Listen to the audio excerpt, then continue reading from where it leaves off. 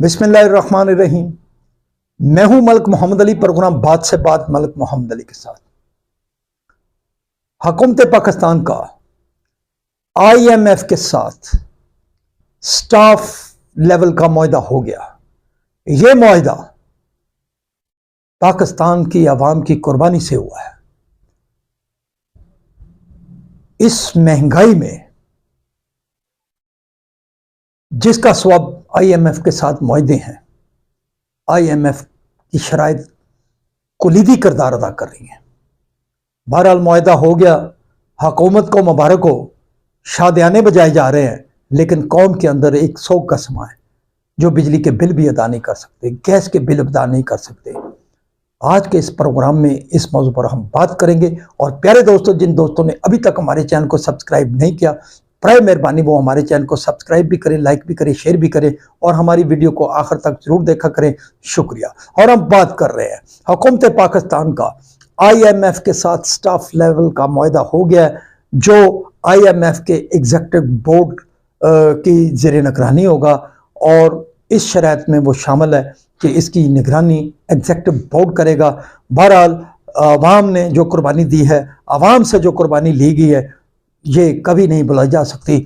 चूंकि इस वक्त महंगाई गो हुकूमत के आदाद शुमार बता रहे थे कि महंगाई वापस आई है। इसमें शक भी नहीं कि महंगाई की सतह में कुछ कमी वाक़या हुई, लेकिन जो मौजूदा बजट था ये अब IMF की हदायत के मुताबिक, IMF की शराइत के मुताबिक बनाया गया था।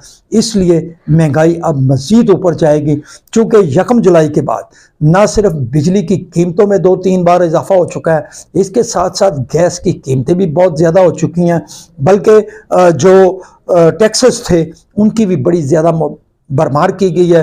खाने पीने की अशिया, दूध से लेकर हर चीज़ पर टैक्स लगाया गया, बल्कि आटे की फ्लोर मिल्स पर भी विद होल्डिंग टैक्स लगाने की हदायत की गई है। और इस हवाले से जो फ्लोर मिल्स हैं वो बतौर एहतजाज बंद हो चुकी हैं और उन्होंने आटे की सप्लाई बंद कर रखी। इससे भी एक नया बुरान खड़ा होने का अंदेशा है।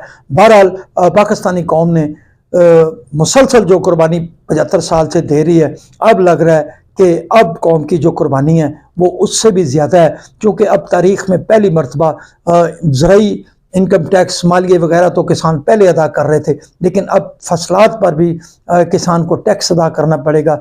इसके साथ साथ कई ऐसे शोबे हैं, रियल स्टेट का शोबा है, दिगर है, जिन पर टैक्सेस लगाए गए हैं।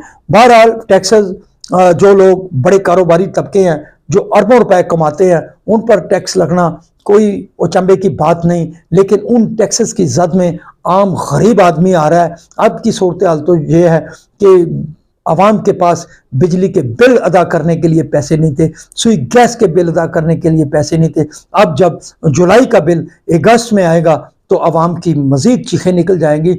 बहरहाल पाकिस्तानी कौम की कुर्बानी से, पाकिस्तान की कौम जो एक अरसी से बलि का बकरा बनी हुई है, उसकी कुर्बानी से IMF के साथ हुकूमत पाकिस्तान का स्टाफ लेवल का मुआहदा हो गया।